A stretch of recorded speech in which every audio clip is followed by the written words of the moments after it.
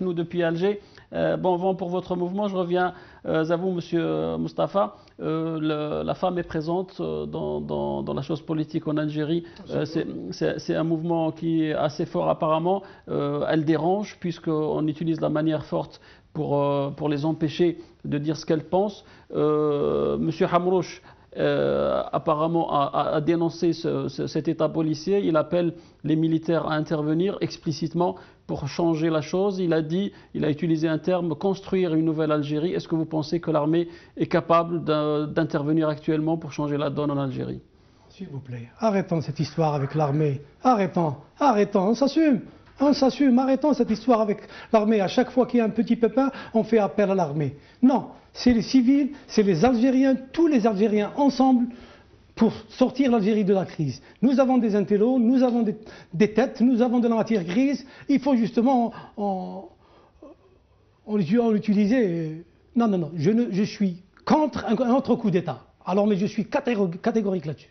Est-ce que vous pensez que le président Bouteflika, comme l'a écrit Mireille Dutheil dans le magazine Le Point, elle est chroniqueuse de l'Afrique du Nord et du Proche-Orient, elle a dit l'Algérie, le temps des généraux est terminé. Elle a dit le président qui est très malade, il est diminué terriblement depuis son AVC. Elle a dit qu'une seule chose positive dans ses 3 mandats successifs, c'est qu'il a mis un frein à l'hégémonie de l'armée. Est-ce que Bouteflika a mis de côté cette superpuissance du général Toufik? Est-ce que vous pensez que réellement maintenant l'armée est dans sa place, comme l'a dit Bouteflika en 1999, elle doit rester dans les casernes? Le problème, chez nous, on n'a jamais l'information. On a l'officiel et on a l'officieux. Vous lisez un journal et vous faites une lecture et c'est en rose, et vous lisez un autre article dans un autre journal et c'est la galère. Donc là, je ne suis pas spécialiste dans ces trucs, l'armée, les services secrets, tout ça, que ce n'est pas vraiment mon fort, mais moi je dis que quand même, il y a eu de jeunes généraux. Maintenant, s'ils ont du pouvoir, comme m'avait dit un ami, je le répète ici sur ce plateau, qui a été promu général, je dis moi je suis général. Je ne suis pas vraiment. Voilà, c'est un universitaire qui a fait de plusieurs académies et tout. Donc même au grade de général, il y a le petit général et il y a le général. En 1976, vous avez quitté l'Algérie pour venir étudier en Grande-Bretagne. Pour raison d'études. D'accord. En 1978, le président Boumedienne est décédé, Rabbi Rahmou. Vous auriez souhaité à ce moment-là, vous m'avez dit, et puis ça m'a interpellé, oui, que le président Bouteflika aurait dû devenir président en 1978. C'était un souhait ou c'était stratégique de votre part? Franchement, j'étais jeune, j'avais à peine 21, 22 ans. J'avais de l'admiration pour Bouteflika incroyable. D'ailleurs, je l'imitais même quand je parlais en français. Je roulais les airs, surtout quand j'ai affaire aux Français. Quand j'ai un Français en français, moi, c'est là où je mets les airs de Bouteflika. J'avais de l'admiration pour ça. Et je l'aime toujours. Il est venu, il a fait ce qu'il a pu. Je dis qu'après 3 mandats, on est blasé.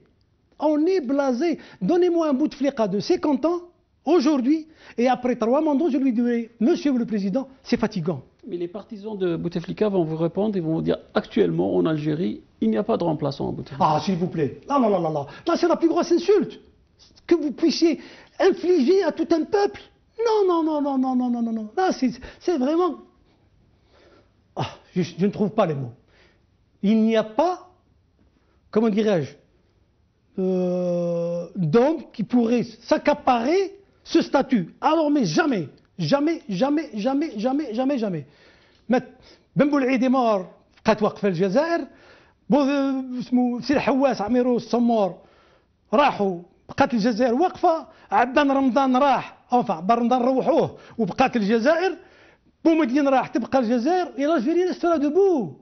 Très bien, vous êtes partisan du changement, de la jeunesse, il faut lui donner l'occasion de montrer de quoi elle est capable et de quel bois elle se chauffe. Nous avons l'exemple d'un jeune ministre qui est partisan, un fervent défenseur de la candidature de Bouteflika, M. Ammara Ben Younes. J'aimerais juste que vous écoutiez et vous regardiez cette vidéo et après vous me donniez votre impression, s'il vous plaît. La vidéo de Ammara Ben Younes, Aïchk Abslam. بكل حرية وبكل شفافية على المترشح اللي يحبوا. احنا المترشح تاعنا تعرفوه هو السي عبد العزيز بوتفليقه، الله يرحم الشهداء، تحيا الجزائر وينعل اللي ما يحبناش. شكرا. Vous semblez choqué par cette intervention. Vous m'avez dit que vous n'avez pas la preuve de ces propos. Apparemment. J'en ai entendu parler, mais wallahi ma shtaqbal. Qu'est-ce que vous avez à dire à ce jeune ministre? J'ai eu l'occasion de le rencontrer. Si vous ne m'avez pas montré cette vidéo, j'aurais dit j'ai eu l'insigne honneur de l'avoir rencontré. Là, je change de lexique. Vous êtes fils d'un moudjahid, vous êtes le neveu du shahid Sil Hawes, Rabbi Rahmou. Non, s'il vous plaît. Je ne voulais pas en parler, mais... Non, s'il vous plaît, je vous ai dit avant l'émission qu'il faut laisser les chouhada dormir, s'il vous plaît. D'accord. Déjà, laissez-les tranquilles. Ils ont fait ce qu'ils devaient faire. Là, on fait la même chose. Mais s'il vous plaît, je suis Mustafa Hamouda.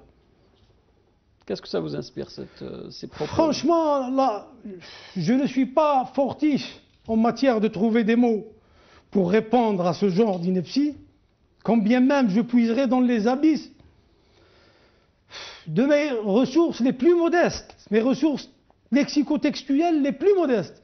Je ne trouverai un mot pour répondre à cette aberration, à cette ineptie.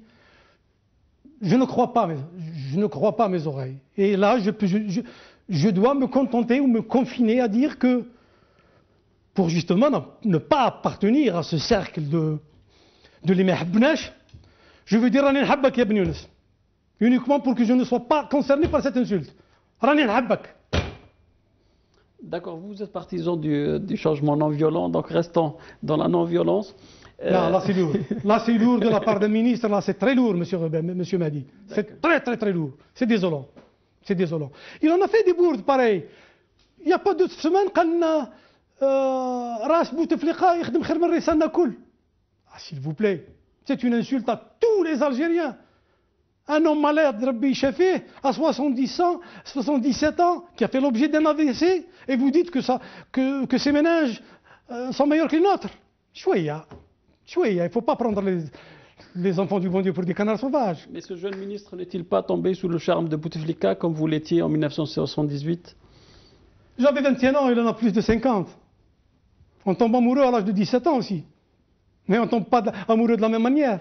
D'accord, si on revient un petit peu à ce qui se passe actuellement en Algérie, les candidats à l'élection présidentielle du 17 avril prochain tombent comme des mouches actuellement, c'est des grands noms.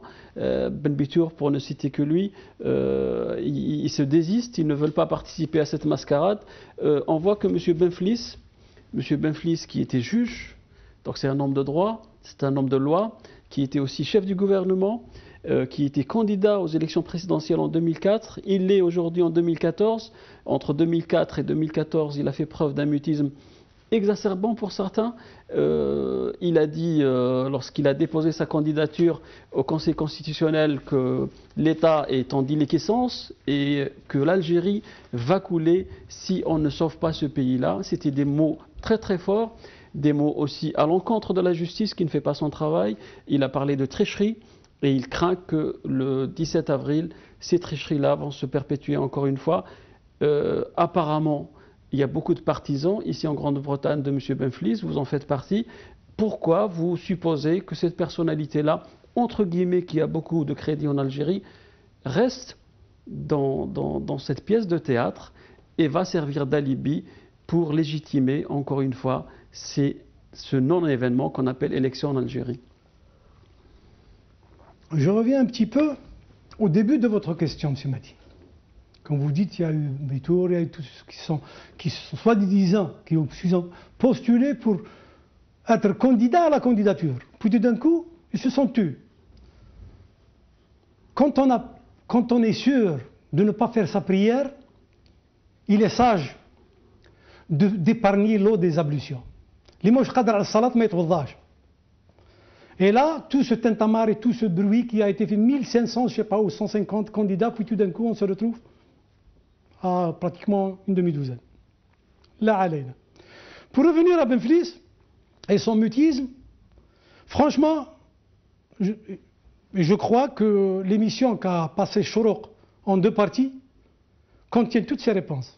Non, mais j'aimerais une réponse de votre part, pas celle du Chourour ni celle de M. Fliss. La réponse, oui. l'homme, à mon avis, je suis très honoré de Balzac, l'homme de génie tait son orgueil. L'intrigant arbore le sien. Pas en politique, monsieur Moustapha. En politique, lorsqu'on fait de la politique, c'est pour arriver au pouvoir. On ne peut pas se taire pendant 10 ans et revenir pour dire que les choses vont très très mal alors qu'on faisait partie du système. On était même chef du gouvernement. Donc c'est quelqu'un qui connaît très bien la situation en Algérie. Apparemment, il a changé d'avis, mais là, les gens se posent des questions. Pourquoi M. Benflis reste-t-il encore candidat alors que des gens disent à voix très très haute que les choses ne vont pas bien en Algérie? Je reviens au mutisme encore une fois. Vous pensez que tous ces gens qui sont en train de faire la danse du ventre font de la politique vraiment? Qui sont là à s'exhiber aux caméras de télévision, à faire des petits articles ici. C'est ça la politique? Benflis on a fait pendant 10 ans. Très bien, Moustapha. Vous avez dit le 3 mars lors de sa conférence de presse, toutes les voies d'expression pacifique ont été fermées. On ne pourra jamais épuiser de toutes les formes pacifiques ou pour revendiquer quoi que ce soit. Il faut réfléchir, il faut avoir du génie et il faut trouver la solution. La solution est quelque part. Non, il y a des moyens pacifiques, calmes, sereins, gentils. Il faut rester zen. C'est vrai que nous traversons une période très critique, mais quand même, je fais confiance à la pensée, à la réflexion, aux gens de savoir. Et Inch'Allah. Est-ce que Moustapha, qui s'est insurgé durant les années 60 contre le changement de sigle des scouts musulmans, est devenu si sage après 40 ans passés en Grande-Bretagne pour parler de gentillesse lorsqu'il s'agit d'un gouvernement et d'un État policier comme le montre? Les images, on les a vues, ils ont tabassé des femmes lorsqu'elles sont sorties pacifiquement pour condamner ce 4e mandat, ce 4e viol. Là, vous êtes devenu très sage et vous parlez de gentillesse vis-à-vis de cet État. Ah là aussi, encore une fois, vous me faites ressortir à moi un souvenir d'un ami qui a été malgré Allah yarhamou, tué, assassiné durant la décennie noire.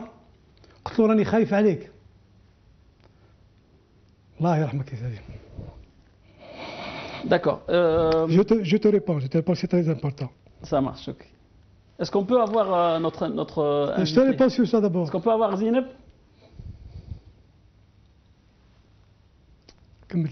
تفضل, je t'en prie, vas-y. قلت لك قال لي جو بريفير نقابل ربي مقتول كقتل. Moi aussi, aujourd'hui, à mon âge, je laisse derrière tout mon... Et je dis, je préfère être tabassé que de tabasser quiconque, pour n'importe quelle cause. On a été tabassé depuis 62. On ne cesse d'être tabassé. Mais il ne faut pas... Là, je deviens un petit peu biblique. C'est l'autre jour. Mais je ne dirais pas le sennou bis-sennou. Vous le savez mieux que quiconque, M. Moustapha, l'action non violente, ça ne veut pas dire utiliser la violence. Ça ne veut pas dire rester comme ça, sans réaction vis-à-vis de cet état-là. Déjà, le fait de sortir non violemment est un grand acte de courage, comme vous le savez. C'est sûr. Donc, elles nous ont montré, ces femmes-là, qui sont sorties dans la rue, qu'il est grand temps de dire khlas, baraket, et il faut changer la donne, la chose en Algérie. Et là, on doit justement étudier ce que nous avons en face. Si nous avons en face des matraques et des gens qui veulent vraiment nous faire mal, réfléchissons et trouvons autre chose pour qu'ils ne nous touchent pas et pour que l'impact soit le même. Si ce n'est... Vous avez lu, c'est sûr, je vois l'intello en vous, vous avez lu Randi, il y a des manières, il y a des manières. On est tous outrés, on est tous courroucés, mais on trouvera, Inch'Allah, la solution. Monsieur Benflis, il a fait sa déclaration lorsqu'il était au Conseil constitutionnel. Vous êtes sans savoir que celui qui l'a accueilli, c'est M. Medelsi, qui était notre ministre des Affaires étrangères. M. Medelsi a déclaré à une télévision française ceci. Est-ce que le président Bouteflika envisage une présidence à vie?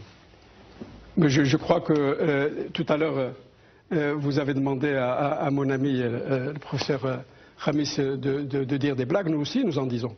Permettez-moi de dire que ça c'est plutôt une blague. Oui. Vous êtes sûr? Pour moi, Algérien, pas sûr? pour moi, ministre. Et vous pensez qu'il envisage de lui-même de passer un jour la main? Par exemple, son mandat il va jusqu'en 2014. Oui. Est-ce qu'il organisera la succession, il partira Lorsque le président est arrivé en 2000, nous étions en train de vivre encore les dernières phases de la guerre civile. Son objectif premier, et je dirais le plus important, c'était de ramener la paix et de ramener la réconciliation nationale. Et le deuxième objectif, c'était de remettre l'économie sur le chemin de la croissance. Je crois que ces objectifs sont atteints et le président, quelle que soit la date à laquelle son mandat sera terminé, aura fait son parcours. Il nous appartient maintenant d'aller vers la relève, oui. tous les uns et les autres. Donc, et nous allons tirer... Monsieur Mustafa, Monsieur Medelsi disait là, très justement d'ailleurs, il nous appartient d'aller vers la relève.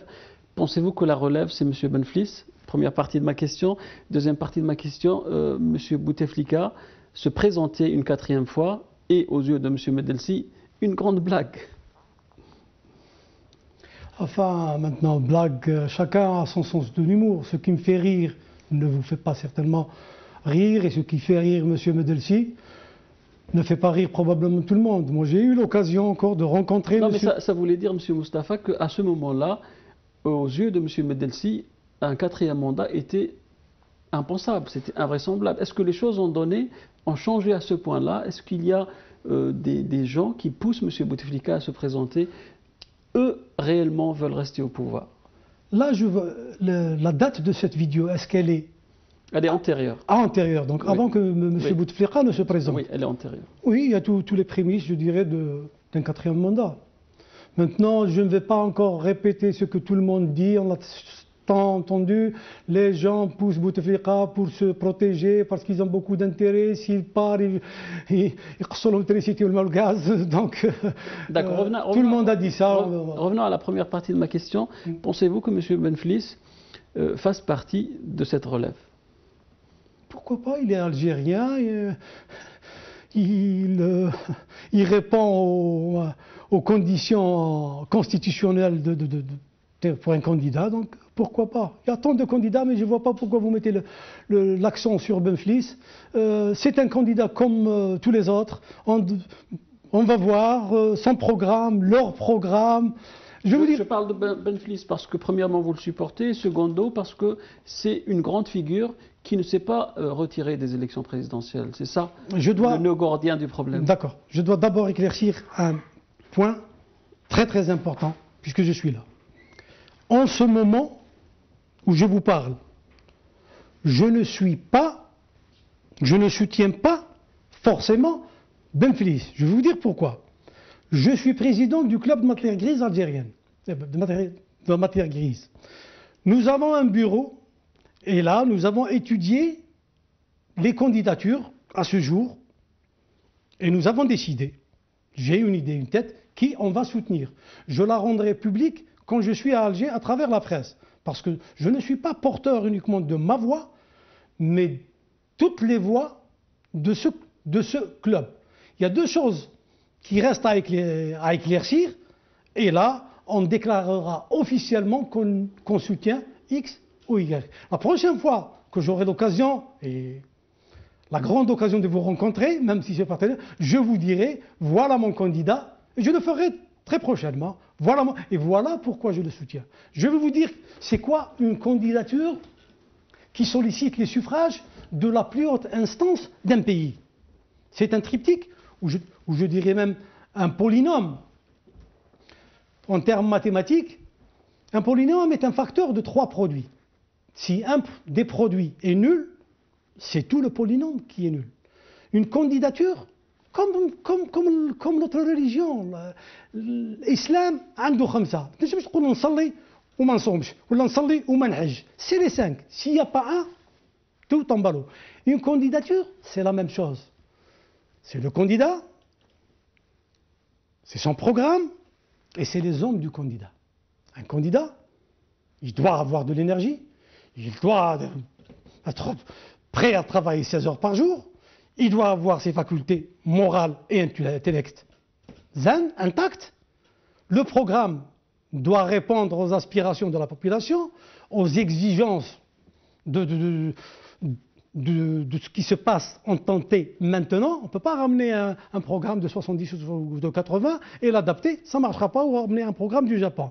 Et troisièmement, c'est les hommes du candidat. Il faut que ce soit des hommes sincères, rigoureux, prêts à l'appel, et qui sont là justement pour marcher avec ce candidat, et le tout fera une candidature solide, évidemment, qui donnerait des résultats. Très bien, M. Mustafa, restez avec moi s'il vous plaît. Là, il se joint à nous M. Samir Hchicha en direct de Paris. Vous êtes avec nous, Samir? Salam alaikum. Alaykoum salam, bienvenue Samir. Je voulais avoir votre avis en tant que cadre algérien vivant à l'étranger, à l'instar de mon invité, M. Mustafa Hamouda. J'aimerais juste connaître votre sentiment quant à la candidature de M. Bouteflika, une quatrième.